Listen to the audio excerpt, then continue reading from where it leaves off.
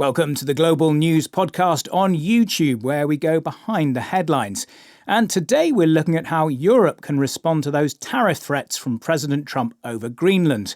We're joined from Brussels by our Europe correspondent, Nick Beake. And Nick, first of all, outline for us this tricky situation that European leaders are having to navigate. Well, on the one hand, Ollie, it's a really simple situation. When you talk about Greenland, for European leaders, it is a territory which is part of Denmark, which in turn is part of the European Union, and it is not for sale. The problem is that President Trump sees it in a very different way. He says that he has to get Greenland. He says he needs that for security, for the security of the US, the security of the world. He says there's such a big threat from China and Russia that really the answer to combat that is American ownership. The European Union says absolutely not. This is something that can't be entertained. And what we've seen now is that President Trump is threatening to apply tariffs, taxes on 8 European countries who have given their support to Greenland. He's not happy with them at all, and so Europe is trying to work out how do they respond to that threat from the man in the White House. And what is this big bazooka or trade bazooka that Europe might use? Yeah, so this is something that the Europeans came up with 2 years ago, and the idea is if there is a hostile external force which is trying to bully the European Union, interfere in its affairs, there is a way of responding to that, taking economic action. Now, at the time, they were thinking of China potentially bullying the EU. They weren't thinking about the US. But what would happen if this device were to be used, this so-called trade bazooka? What they'd do is there would be countermeasures. There'd be retaliatory tariffs. So basically a tax would be put on American goods. Maybe American firms would be banned from sending their goods into the European single market. Maybe US firms would be barred from going for some sort of contracts that were available globally. So this is something that could be done. President Macron of France has said that he believes it's the way forward. Interestingly, the Germans have suggested they might think this is also the right approach. But then you've got Giorgia Meloni of Italy, and she is saying, look, we really don't want to be dragged into a trade war with our biggest trading partner, who of course is the United States. And what other options do the Europeans have? There was some suggestion they might revive tariffs they were considering last year. Yeah, interesting one this. This was some 93 billion euros worth of tariffs.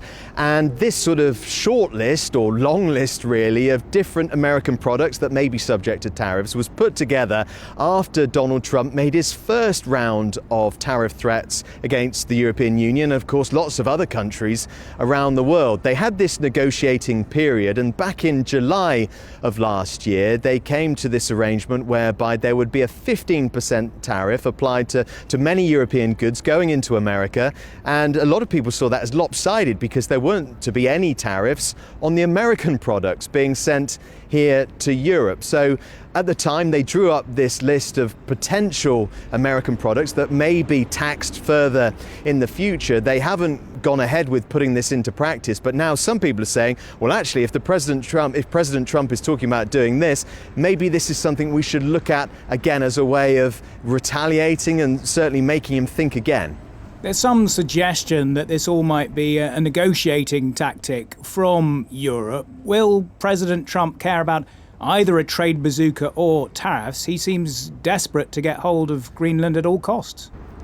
He does, doesn't he? He said that America absolutely has to have Greenland, and what we're hearing from Washington, D.C. is that he is deadly serious in this pursuit of what is the biggest island in the world. In terms of what will affect his thinking, if there is a trade war, and clearly this wouldn't be something that kicks in 24 hours and we see instantaneous results and impact on millions of people, but if there is some sort of big disagreement economically between the US and the EU, and it affects people in the US in particular, as well as millions of consumers here in Europe, surely that will be something that has an impact on President Trump, who likes to boast of having basically reignited the US economy, that people are feeling much better off with him being the man leading the country. So that could be something that makes him think twice. But I think the challenge for European leaders is they're trying to think about something in the short term that would make him think again and sort of row back from what he's threatening to do. You mentioned some differences between the Italian Prime Minister Giorgia Meloni and some of the others. Could Europe stay united if push comes to shove here?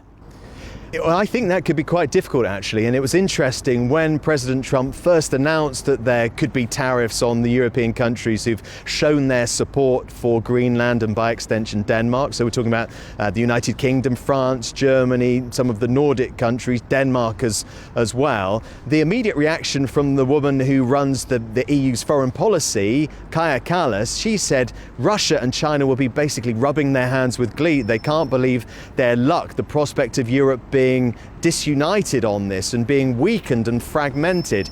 And I think there is a challenge because, as we've seen with Ukraine over the past couple of years, quite often people say, oh, Europe thinks this or Europe wants to do that. It's not quite as simple as that. You've got 27 different countries with competing ideas. All of these leaders have to think about their domestic audiences. And you've got the likes of Hungary that have been, really problematic at times. Also Slovakia and other countries not willing to sign up to what maybe France and Germany want. So I think the idea of European unity is really being tested at the moment by President Trump. And how bad could things get for the global economy? Could we see a world trade war? I think certainly that's the fear that privately diplomats and politicians and leaders are talking about. They don't want to make things any worse. And I get a sense that there may well be a wait-and-see approach to this. The threat of a global trade war, one that emanates from Europe, is something that people don't want to contemplate already in a world which has got so many problems with different geopolitical hotspots, with conflicts raging. And so I think what people will do is they'll wait and see if President Trump says more. Does he flesh out this argument that he's making for more tariffs?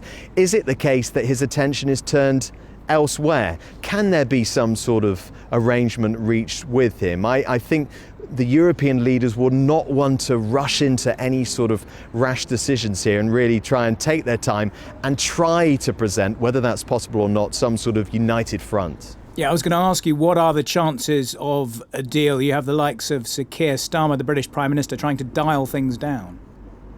Yeah, I think the problem, Ollie, is that the two sides, the US and the EU, are just poles apart when it comes to sort of fundamental questions here. The Europeans saying that Greenland is not for sale. So in a way, there's no way we can have a discussion or a debate or an argument and sit down with all these high-level meetings and lots of people gathered round tables taking notes copiously because, if you're not going to sell it, that's not the case. President Trump says there has to be an outcome to this. This is the businessman in him who says there has to be a solution to this. He hasn't taken away the possibility of military intervention. People think that is very unlikely, but he's kept that on the table. And he says, look, he has to buy it for the security of the United States, the security of Europe, and the security of the whole world. So it's hard to see how a deal can be done here, because what would be the terms of a deal? What would it look like? But certainly, European leaders are talking about compromise and trying to accommodate President Trump in some way. Nick, thank you very much. Nick Beake, our Europe correspondent in Brussels. If you like this episode, please subscribe here on YouTube. If there's anything you'd like us to cover, leave a comment below. And for more like this, tune in to the Global News Podcast, wherever you get your BBC podcasts.